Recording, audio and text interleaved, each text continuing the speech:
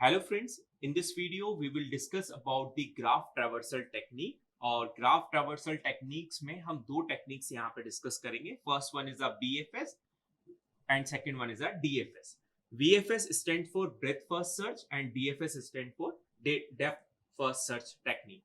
Basically ये दोनों technique को हम ग्राफ को ट्रैवर्स करने के लिए यूज करते हैं. लाइक हमने ट्री को ट्रैवर्स करने के लिए pre order, in order, post order traversal technique पढ़ी थी. उसी तरह से ग्राफ को ट्रैवर्स करने के लिए दो टेक्निक है, दो एल्गोरिथम्स है. इस वीडियो में मैं पहले आपको बेसिक बताऊंगा, नेक्स्ट वीडियो में मैं इससे related algorithm and what is the difference between BFS and DFS और टाइम कॉम्प्लेक्सिटी क्या लगती है ये मैं डिस्कस करूंगा.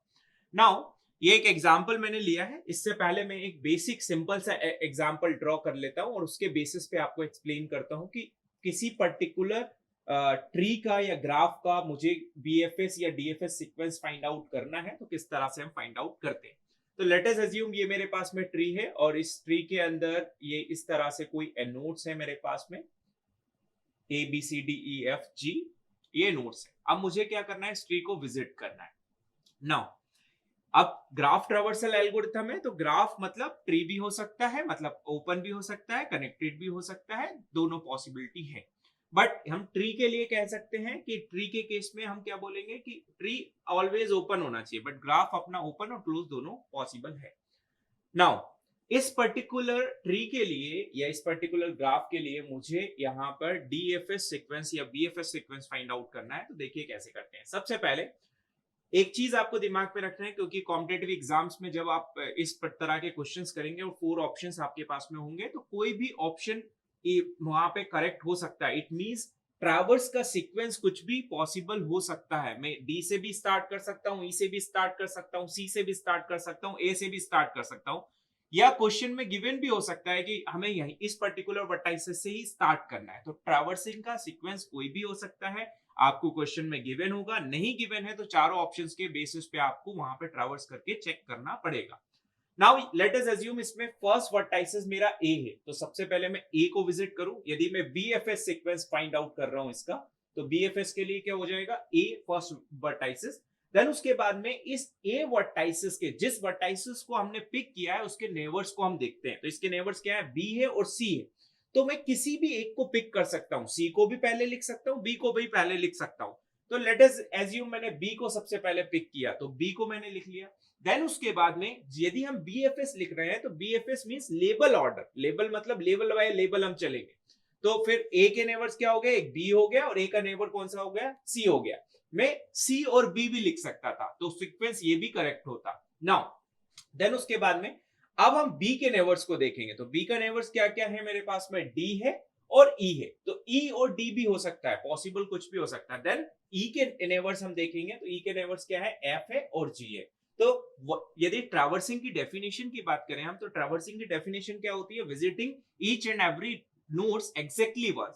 तो ये सारे नोड्स को हमने यहाँ पे विजिट कर लिया. This is a BFS sequence. ठीक है. नाउ डीएफएस की बात करें, यदि डीएफएस सीक्वेंस इस पर्टिकुलर ट्री का ग्राफ का मैं फाइंड आउट करूं तो देखिए क्या बनेगा. सबसे पहले लेट अस अज्यूम मैंने ए को डेप्थ फर्स्ट सर्च, मतलब आपको डेप्थ में जाना है. डेप्थ में जैसे ही जाना है तो उसके लिए यहाँ पे प्री ऑर्डर सीक्वेंस लगेगा. आप कैसे प्री ऑर्डर करते हैं तो देखिए, ए के नेबर्स कौन कौन है, बी है और सी है. ठीक है. तो मैं किसी एक को पिक करूंगा. तो लेट अस अज्यूम मैंने बी को पिक किया. जिस भी नेबर को पिक किया है उसकी डेप्थ में जाऊंगा, मतलब उसके जो भी नेबर्स है उसको मैं सबसे पहले चेक करूंगा. तो देखिए बी के नेबर्स क्या क्या है यहाँ पे. तो बी के नेबर्स हम देखें यहाँ पे तो हमारे पास में क्या क्या है, डी है और ई है. तो लेट अस अज्यूम मैंने बी का नेबर डी सबसे पहले लिया. ठीक है.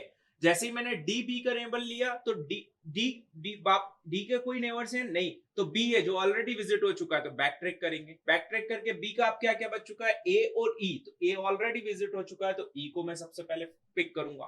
देन ए पर गया वापस बैक ट्रैक करके, तो ए के जो नेबर्स थे इधर वाले ये विजिट हो चुके हैं, बी विजिट हो चुका है, क्या सी विजिट हुआ, नहीं. तो सी को हमने पिक कर लिया. जैसे ही सी को पिक किया तो सी के नेबर्स देखे, ए ऑलरेडी विजिट हो चुका है तो एफ को हमने पिक कर लिया. तो यहाँ पे एफ आ गया. देन उसके बाद में कौन सा आ गया हमारे पास में, फाइनली जो बचा वो नेबर्स आ गए जी. मतलब सबसे पहले आप डेप्थ में जाएंगे, तो डेप्थ में जाएंगे और या फिर इसका प्री ऑर्डर भी फाइंड आउट करें. तो प्री ऑर्डर क्या होता है, ऑलरेडी आपने पढ़ा हुआ है ट्री में प्री ऑर्डर. तो सबसे पहले पेरेंट को विजिट करेंगे, रूट को विजिट करेंगे, देन लेफ्ट को, देन राइट को. तो पेरेंट, देन लेफ्ट, देन इसका लेफ्ट, देन इसका राइट, देन बैक ट्रैक करके आए तो इसका right, then left, then right.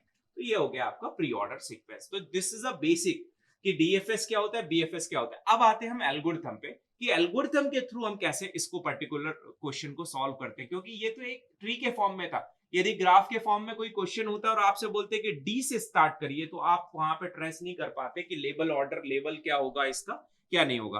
तो उसके लिए हमारे पास में जो एल्गोरिथम है, जो टेक्निक है, वो बीएफएस और डीएफएस है। उसके लिए आपको बीएफएस के लिए हम क्यू डेटा स्ट्रक्चर का यूज करेंगे। इट मींस यदि मुझे बीएफएस को इंप्लीमेंट करना है तो क्यू डेटा स्ट्रक्चर की हेल्प से करूंगा, और डीएफएस को यदि मुझे इंप्लीमेंट करना है तो स्टैक डेटा स्ट्रक्चर की हेल्प से करूंगा। नाउ स्टैक और क्यू के बेसिस पे कैसे इस पर्टिकुलर को सॉल्व करते हैं वो अब मैं आपको बताता हूं। तो लेट अस एज्यूम ये मेरे पास में ग्राफ है। इस ग्राफ का मुझे बीएफएस सीक्वेंस सबसे पहले फाइंड आउट करना है। तो बीएफएस सीक्वेंस फाइंड आउट करना है, तो हमने क्या बोला बीएफएस सीक्वेंस के लिए कि मुझे एक क्यू मेंटेन करना है, मतलब क्यू के थ्रू इस पर्टिकुलर सीक्वेंस को मैं इंप्लीमेंट करूंगा। नाउ कैसे करना है, अगेन सेम कंडीशन आपको गिवन होगा। यदि गिवन नहीं है तो कोई भी वर्टाइसेस आप चूज कर सकते हैं, पिक कर सकते हैं। लेट अस अज्यूम मुझे ए, मैंने सबसे पहले अपना फर्स्ट वर्टाइसेस पिक किया। नाउ ए जैसे ही मैंने क्यू में इंसर्ट किया, तो जो भी क्यू के फ्रंट में होगा, जो भी वर्टाइसेस क्यू के फ्रंट में होगा, उसको रिमूव करिए और एक सेट डेटा स्ट्रक्चर के अंदर उसको स्टोर करते जाइए। नाउ ए को मैंने एक सेट में स्टोर कर लिया। जिसको भी मैंने यहां से फ्रंट से रिमूव किया, उसके नेबर्स को मुझे देखना है। क्या क्या उसके नेबर्स हैं? एक उसका नेबर है बी, दूसरा उसका नेबर है क्या ई। मतलब नेबर क्या, मतलब जिससे डायरेक्टली कनेक्टेड वो हो। तो डायरेक्टली कनेक्टेड किससे? बी से और ई से। मैं कोई भी पिक कर सकता हूं, पहले ई भी पिक कर सकता हूं या बी भी पिक कर सकता हूं, कोई भी ले सकता हूं। लेट अस अज्यूम मैंने यहां पर बी सबसे पहले पिक किया, तो ए यहां से आपने रिमूव कर दिया। और क्या क्या इसके नेबर है? बी है और एक ई है। तो इस पर्टिकुलर केस में फ्रंट की वैल्यू इंक्रीज हो जाएगी, फ्रंट आपका यहां पे आ जाएगा। नाउ अब जो भी पर्टिकुलर एलिमेंट जो फ्रंट पे है उसको आप यहां से रिमूव करिए और यहां पे उसको लिख दीजिए सेट के अंदर। नाउ जिसको भी रिमूव किया उसके एडजेसेंट वर्टाइसेस, मतलब उसके नेबर्स को देखिए। तो क्या क्या इसके नेबर्स है? एक ए है, एक सी है, एक डी है। ए ऑलरेडी आपका क्यू में आ चुका है, ठीक है। तो सी नहीं आया और डी नहीं आया, तो मैं कोई भी ले सकता हूं। मैं सी पहले ले लूं या डी ले लूं, या डी पहले ले लूं या सी पहले ले लूं। दैट्स व्हाई मैं बार बार रिपीट कर रहा हूं, कॉम्पिटिटिव एग्जाम्स के लिए दिमाग में रखिएगा कि यहां पर जो सीक्वेंस हो सकता है किसी भी ग्राफ के ट्रैवर्स करने का, वो मल्टीपल सीक्वेंस पॉसिबल है। मल्टीपल सीक्वेंस कैसे पॉसिबल है? क्योंकि आप पे डिपेंड करेगा कि आप, या उस क्वेश्चन पे डिपेंड करेगा, उन ऑप्शंस पे डिपेंड करेगा कि मैं किसी पर्टिकुलर यहां सी पहले पिक कर लूं या डी पहले पिक कर लूं। वो ऑप्शंस के अकॉर्डिंग आपको देखना पड़ेगा। नाउ मैंने यहाँ पे सी और डी पिक कर लिया। नाउ ई को यहां से बाहर निकालता हूं, तो ई को सबसे पहले बाहर निकाला, तो ई को जैसे ही बाहर निकाला फ्रंट मेरा यहाँ पे आ गया। नाउ ई के नेबर्स देखिए, अब मैंने क्या क्या है मेरे पास में, ए है, बी है, डी है। ए ऑलरेडी आ चुका है, बी ऑलरेडी आ चुका है, डी ऑलरेडी क्यू में आ चुका है। ना यहां से इसको रिमूव कर देंगे, तो सी को बाहर निकाला, सी को बाहर निकाला तो फ्रंट यहाँ पे आ गया। नाउ सी के नेबर्स चेक किए, एक बी है, डी है, जो ऑलरेडी क्यू में आ चुके हैं। जो ऑलरेडी क्यू में आ चुके हैं उसको हम कुछ भी नहीं करेंगे क्योंकि वो विजिट हो चुके हैं, विजिट हो चुके हैं। नाउ डी को हमने यहां से बाहर निकाला, जैसे ही फ्रंट की वैल्यू यहां पे हुई। कब तक ये प्रोसेस चलती रहेगी? अभी नेक्स्ट वीडियो में मैं एल्गोरिथम बताऊंगा आपको। जब तक कि हमारा क्यू एम्प्टी नहीं हो जाता तब तक ये प्रोसेस मेरी चलती रहेगी। नाउ जैसे ही मैंने डी को यहां से रिमूव कर दिया, तो डी के नेबर्स देखे बी, ई और सी, जो ऑलरेडी यहां से जा चुके हैं। तो this is the BFS sequence of this particular graph. Now come to the DFS sequence. So DFS के लिए हमने ऑलरेडी बोल चुका हूं मैं कि स्टैक डेटा स्ट्रक्चर का यूज करेंगे। तो यहाँ पे हमने एक स्टैक डेटा स्ट्रक्चर ले लिया। अब अगेन जैसे हमने बीएफएस के अंदर यहाँ पे कोई भी एक वर्टाइसेस को पिक किया था, उसी तरह यहाँ से भी एक कोई वर्टाइसेस को पिक करेंगे। अगेन यहाँ पे सीक्वेंस के मल्टीपल हो सकते हैं, मतलब जो भी हम ट्रैवर्स करेंगे तो ट्रैवर्सिंग सीक्वेंस मल्टीपल हो सकते हैं। ये आपको कॉम्पिटिटिव एग्जाम्स में दिमाग में रखना है। नाउ लेट अस अज्यूम मुझे ए को पिक करना है, तो ए मेरा फर्स्ट वर्टाइसेस है, उसको मैंने स्टैक के अंदर पुश कर दिया। जिसको मैंने स्टैक के अंदर पुश कर दिया उसको मुझे यहाँ पे स्टैक से यहाँ से पॉप करना रहेगा। तो ए को जिसको भी पिक पुश करा है उसके नेबर्स देखूंगा मैं। तो ए के नेबर्स क्या क्या है मेरे पास में? बी है और ई है।